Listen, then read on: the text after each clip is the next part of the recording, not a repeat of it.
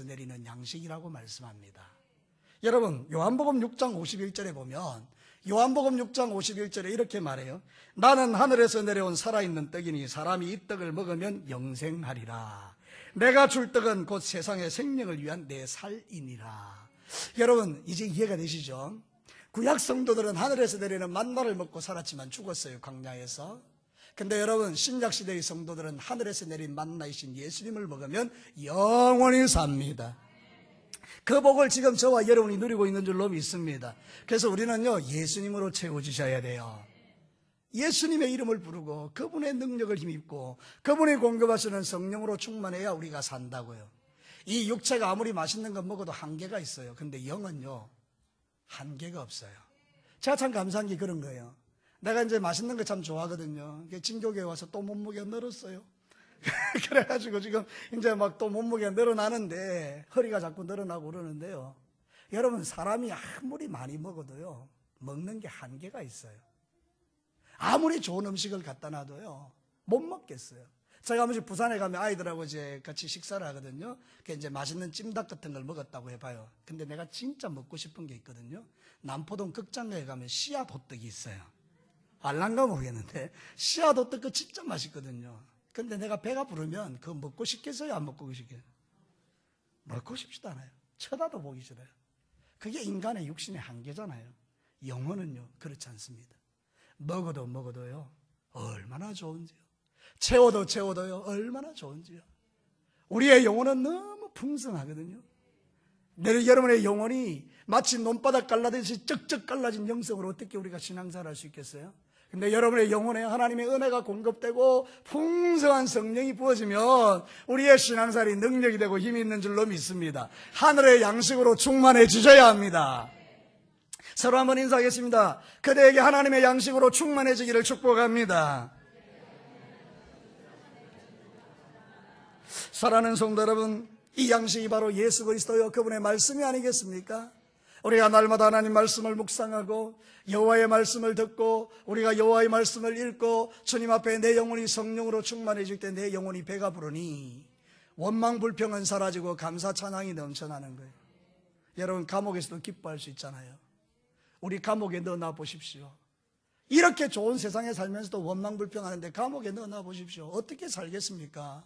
근데 사도 바울은 영적으로 충만한 하늘 양식을 날마다 공급받는 사람이니까 감옥에 넣어놨는데 그냥 넣은 것도 아니고 복음 전하다 매 맞았잖아요. 그래도 거기에서 뭐 하더라고요? 찬송하고 기도하는 거예요. 이게 바로 예수 그리스도를 믿는 자의 능력입니다. 하늘 양식으로 채워진 자의 능력입니다. 그러니까 여러분, 절대로 원망불평 대신에 여러분의 심령 안에 감사 찬양이 넘치기를 축복합니다. 감사하면 사람이 바뀌어지는 겁니다. 여러분의 삶에 감사가 있다는 게 얼마나 좋아요. 걸어다닐 수 있으니 감사하고 볼 수 있으니 감사하고요. 제가 이 눈썹이 말이죠, 이쪽에 이제 눈썹에 조금 긴 게 나왔어요. 기분이 나빠서 면도기로 밀어버렸어요. 눈썹이 싹 반쪽이 날아갔거든요. 3분의 1 정도 날아갔거든요. 영 이상하더라고요. 여러분, 이게 눈썹이 제대로 있다는 게 얼마나 감사합니까? 코가 바로 있다는 게 얼마나 감사합니까? 아침에 눈 뜨고 거울 보면요, 얼마나 감사한지 몰라요. 모든 게 다 감사해요. 그런데도 사단은 우리에게 자꾸 없는 것 보게 하는 거예요. 너 이거 없지, 너 이거 없지, 너 이거 없지. 하나님은 우리에게 이거 있지, 저거 있지, 있는 것 보게 하시고 마귀는 없는 것 보게 하세요. 사랑하는 성도 여러분, 우리 하나님의 성령이 인도하신 대로 여러분에게 없는 것 보고 낙심하지 마시고, 없는 것 보고 비교하지 마시고, 없는 것 보고 불평하지 마시고, 여러분에게 있는 것으로 감사하시기를 축복합니다. 있는 게 얼마나 많아요. 그 있는 것 가지고 감사한 거예요. 제가 만약에 제게 없는 걸로 불평하면 저 박기택 강도사님을 모셨겠습니까? 1m 80인데요, 저분이. 그래, 여러분, 우리가 살면서 내게 있는 거 이걸로 감사하시면 돼요. 그래, 여러분의 삶에 원망불평하지 마시고 늘 감사 찬양하며 하늘의 양식을 공급받아서 지금보다 더 능력 있게 신앙생활 하시기를 축복합니다. 자, 두 번째는요, 축복된 삶을 위해서 하나님의 뜻에 생명 걸자예요. 좀 복잡하게 말했지만 하나님의 뜻에 생명 걸자, 이런 뜻이거든요. 저를 따라서 합시다. 하나님의 뜻에 생명을 걸자. 오늘 성경 본문의 구조가 나오죠. 여러분, 이 만나를 어떻게 거두어야 돼요? 일주일에 하루에 한 번, 한 사람에게 몇 오멜? 한 오멜, 2리터. 그 2리터만 딱 거두면 돼요. 근데 참 신기하죠. 어떤 사람 욕심이 많아서 많이 거두거든요. 근데 결론이 어떻게 되는지 한번 보십시오. 성경 보면 참 기가 막힌 이야기가 있어요. 자, 여러분 17절, 18절 같이 읽겠습니다. 17, 18 시작. 이스라엘 자손이 그같이 하였더니 그 거둔 것이 많기도 하고 적기도 하나 오멜로 되어본 적 많이 거둔 자도 남음이 없고 적게 거둔 자도 부족함이 없이 각 사람은 먹을 만큼 거두었더라. 뭐 많이 거둔 것 같은데도 작게 거둔 것 같은데도 하나님 다 공평하게 은혜를 주신다는 거죠. 구원은요 모두에게 다 공평합니다. 돈 많은 사람도 예수님으로 구원받고 가난한 사람도 예수님으로 구원받고 그죠? 우리 천국 들어가는 것도 믿음으로 들어가는 거고요. 그러니까 여러분 모두가 다 공평한 거예요. 그런데 하나님께서 원리를 주신 게 있어요. 안식일에는 거두라 거두지 마라 거두지 마라. 토요일 날 2배로 거두고 안식일에는 쉬어라. 이 법칙이죠. 우리로 말하면 이 안식일이 지금 뭡니까? 주일이 됐죠. 어떤 분들은 안식일과 주일을 좀 헷갈려 하시는 분들이 있을 수 있겠는데 여기는 별로 없겠네요. 여러분 원래는 안식일은 토요일이고 주일은 이제 일요일이죠. 왜 이게 바뀌었느냐? 여러분 예수님이 부활하셨기 때문에 모든 구약의 율법을 완성한 부활하신 날을 기념해서 주일로 모인 거예요. 초대교회 성도들은요 안식일에도 모이고 주일에도 모였어요. 그런데 점차 주일로 변화되어서 주의 날에 모이게 된 거예요. 그래서 요한이 밤모섬에서 환상 볼 때에 하나님께서 주의 날에 그에게 나타나셔서 주일날 환상을 보여주셨어요. 승리하신 주님을 기념한 날이 바로 주일입니다. 우리는 율법을 따라서 토요일을 지키는 게 아니고요. 우리는 승리하신 부활하신 주님 때문에 주일을 지키는 거니까 우리는 너무 영광스러운 하나님의 백성들입니다. 안식교가 와서 뭐 토요일날 해야 된다. 그거 다 그렇게 우리가 생각한다 그러면 짐승 잡아 죽여야 되죠. 왜 날만 그렇게 토요일날 지키려고 그래요? 여러분 날만 토요일날 지키는 게 무슨 의미가 있습니까? 만약에 진짜 율법대로 살려고 그러면 짐승 잡아 죽여야 된다니까요. 그래 예수님 안 믿는 거죠. 안식교가 그래서 이단이고 위험하라는 뜻입니다. 부활에 완성시켜 주신 예수님에게 집중하셔야 되죠.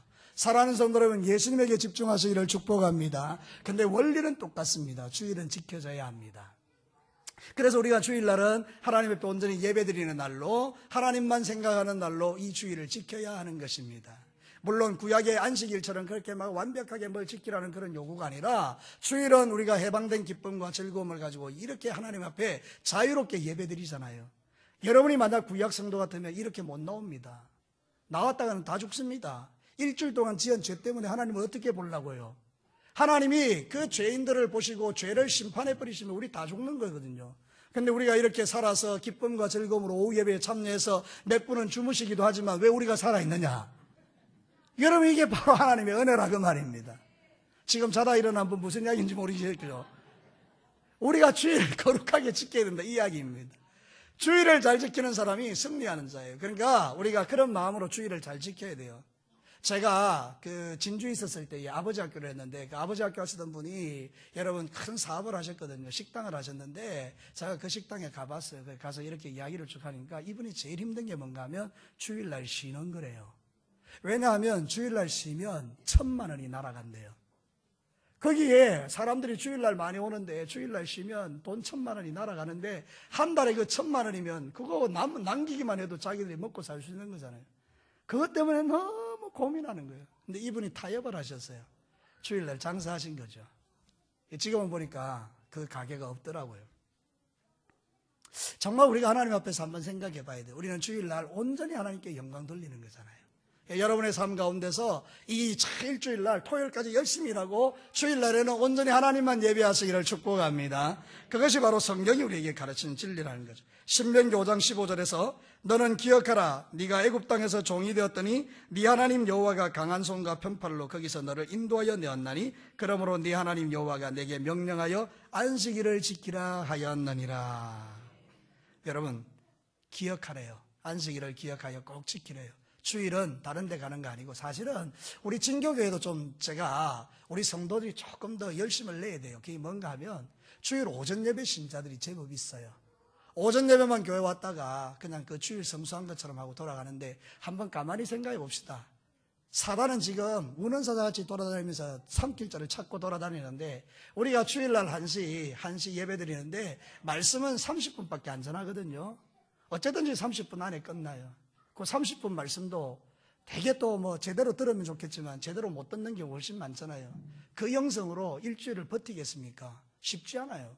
그러니까 여러분 어쨌든지 주일 낮에도 주일 오후에도 예배에 참여해서 계속 은혜를 공급받아야 세상을 이기며 살 줄로 믿습니다. 하나님은 우리에게 반드시 당신의 그 말씀을 따라 순종하는 자에게 복을 주시는 것을 봐요. 여러분 제가 전에 말씀드렸죠. 지금 부산에 가면 이재모 피자라고 있는데 그건 주일날 문 닫거든요. 근데 월요일날 가보면 앉을 자리가 없어요. 줄 서서 기다려야 돼요. 번호표 받아가면서. 주일날 못 먹었던 분들이 월요일에 먹으러 다 오시는 거예요. 그래서 제가 볼 때 정말로 너무너무 귀한 기업이다. 그건 앞에 딱 그려놨어요. 주일은 쉽니다. 주일은 쉽니다. 무조건 그래요. 그러니까 어떤 가치를 우리가 존중히 여기면 하나님은 여러분의 그 생명 거는 모습에서 은혜를 받으시고 주님이 우리에게 축복하실 줄로 믿습니다. 한번 생명을 걸어보시죠. 서로 한번 인사하겠습니다. 주님을 위하여 생명을 한번 걸어보십시다.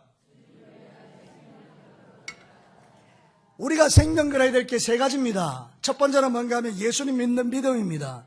누가 우리에게 예수 믿지 마라 그러면 목에 칼이 들어와도 예수님을 믿으셔야 합니다. 두 번째는 주일 성수에 목숨 걸으셔야 합니다. 주일날에는 온전히 예배드려야 돼요. 여러분 정말로 우리 어르신들 말이죠. 뭐 친척 결혼식에 가고 이런 거 좀 그만두세요. 이제는 토요일날 가세요, 여러분. 미리 전달해놓고 주일날에는 예배만 드리시라고요. 여러분들이 뭐 주일날 가서 그 친척들한테 가서 결혼식 참석했다고 해서 여러분이 뭐 대단하게 그렇게 인정받습니까? 그냥 하객 중에 한 명이에요.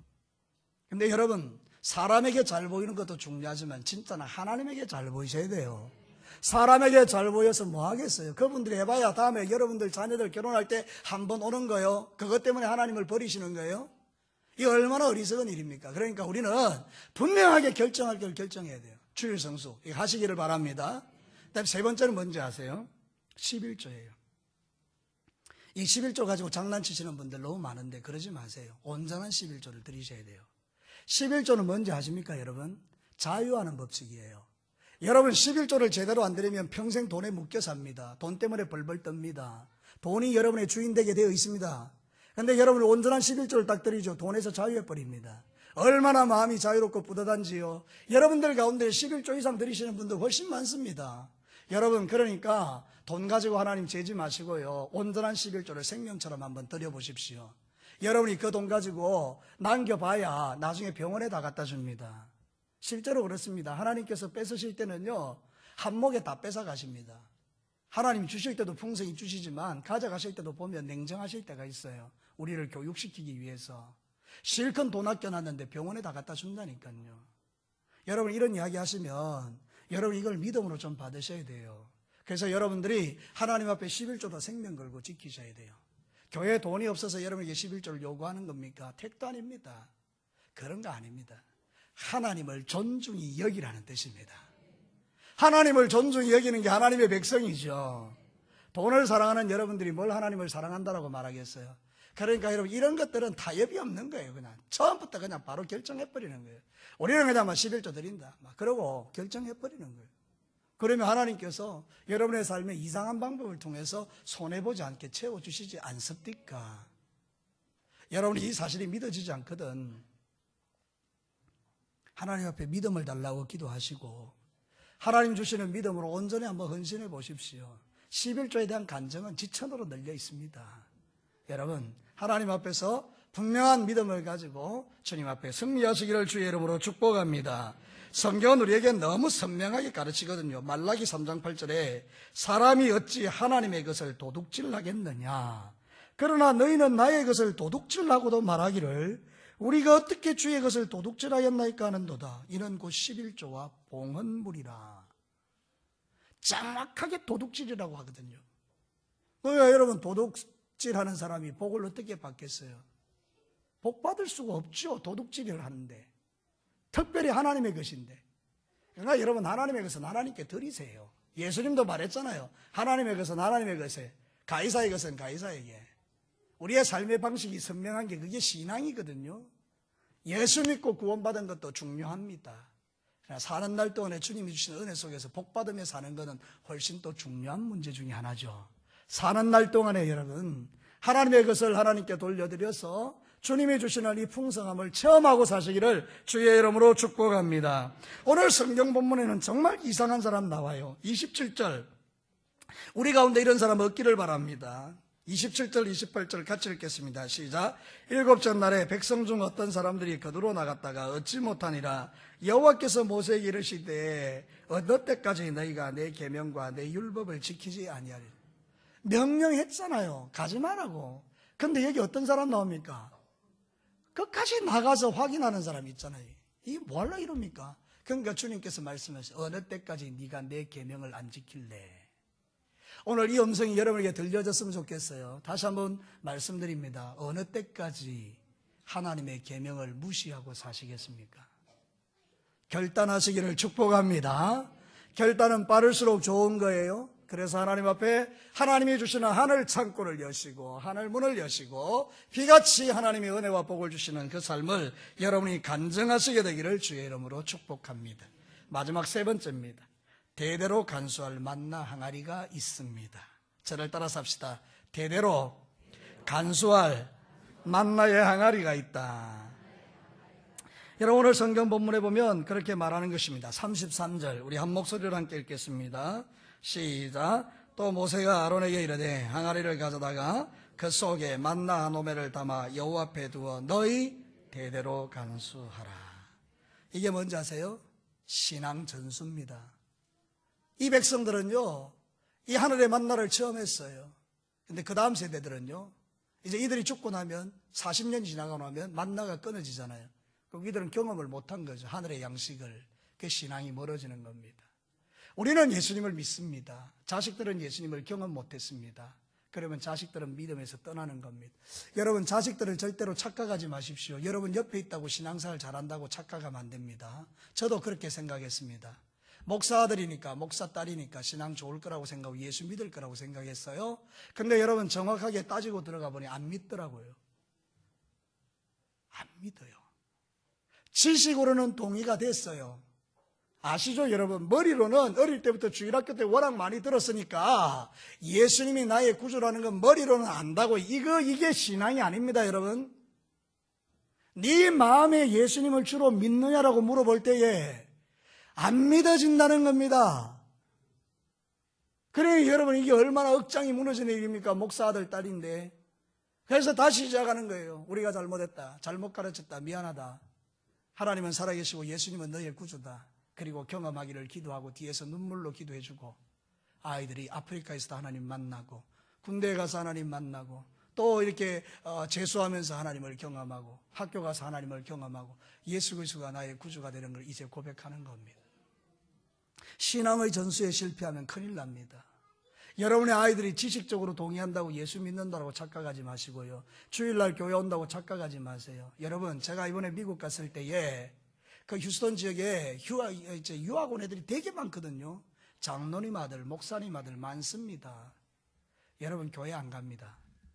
예수 안 믿습니다. 전화 옵니다. 교회 갔냐? 예, 간다라고 말합니다. 안 갑니다. 그리고 여러분, 술 마시고요, 마약하고요, 망가진 애들이 너무 많습니다.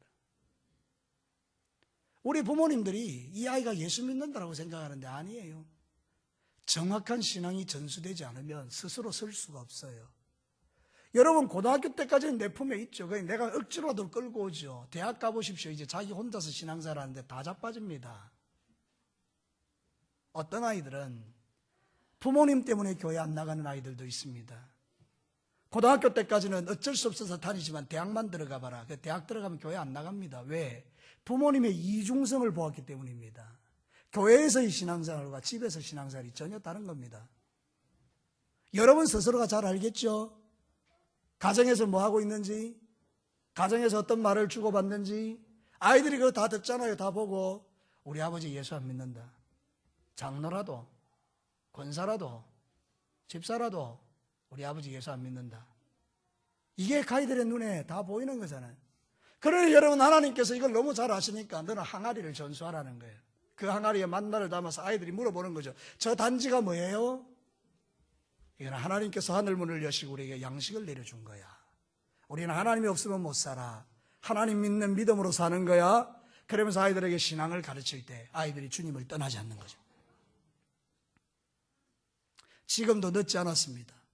품 안에 자식을 두고 있는 우리 부모님들은 두 가지를 꼭 하셔야 돼요. 아이에게 지식적인 믿음을 가르치지 말고 예수 그리스도를 인격적으로 영접하도록 아이를 가르치시고, 여러분 스스로가 가정에서 신앙의 본을 보이기를 힘쓰십시오.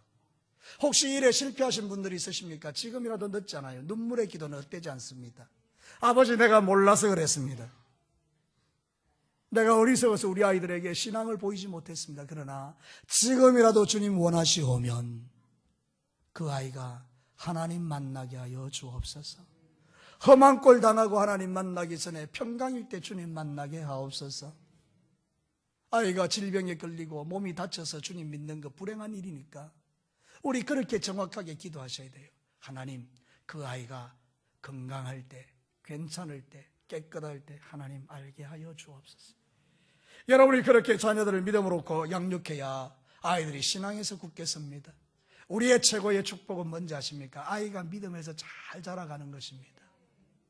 여러분이 아무리 교회에서 믿음의 성공자라고 말해도 여러분의 자녀들이 교회를 안 다니면 내 마음에 한켠에 뭔가 모르게 아픔이 있잖아요. 그죠? 하나님도 아시는 아픔. 그래서 여러분, 이 시간에 여러분에게 이 말씀을 대언하게 하는 것은 하나님이 여러분을 책망하기 위함이 아니라 여러분에게 그 아픔을 제거하기 원해서, 사랑하는 아들아, 지금도 늦지 않았다. 네 눈물의 기도를 내가 듣고 네 자녀를 변화시켜 줄 테니 네 신앙에 있어서 가장 중요한 가치를 바로 정하고 네 자녀에게 항아리를 전수해라. 신명기 6장 6절과 7절에 오늘 내가 네게 명하는 이 말씀을 너는 마음에 새기고 네 자녀에게 부지런히 가르치며 집에 앉았을 때든지 길에 갈 때든지 누워있을 때든지 일어날 때든지 이 말씀을 강론해라. 자식들에게 예수 그리스도를 전해주고 그 아이들이 말씀에 반응하여 살게 하는 것은 우리가 해야 될 일들입니다. 우리가 결코 실패하지 말아야 될 일이 있다면 신앙전수입니다. 신앙전수 실패하고 때를 놓치면 너무 힘든 거예요. 모태신앙들 중에 얼마나 많은 분들이 믿음을 신이하게 가지는지 모르고, 얼마나 많은 모태신앙들이 어릴 때부터 교회를 다녔지만 예수님 잘 몰라가지고 그냥 믿음이 있는 듯 없는 듯 살아가는 아이들이 얼마나 많은지 모르잖아요. 여러분, 이제는 여러분들이 정신 차리고 하나님 앞에 기도하셔서 여러분의 자녀 세대가 정말 믿음에 반응하고 성령 충만하여 각처 교회에서 주의 영광을 드러내는 멋진 일꾼들 되시기를 축복합니다. 세상에서 가장 복 있는 일은 우리 자식이 섬기는 교회에서 인정받고 하나님 나라를 위하여 달려가는 그 모습, 너무 멋지고, 열심히 직장생활에서 돈 모아서 선교 가서 열심히 선교하는 그 아이들의 모습이 나의 마음의 기쁨이요. 여러분, 그런 것들 다 여러분의 삶에 누리게 된다면 얼마나 행복하겠습니까?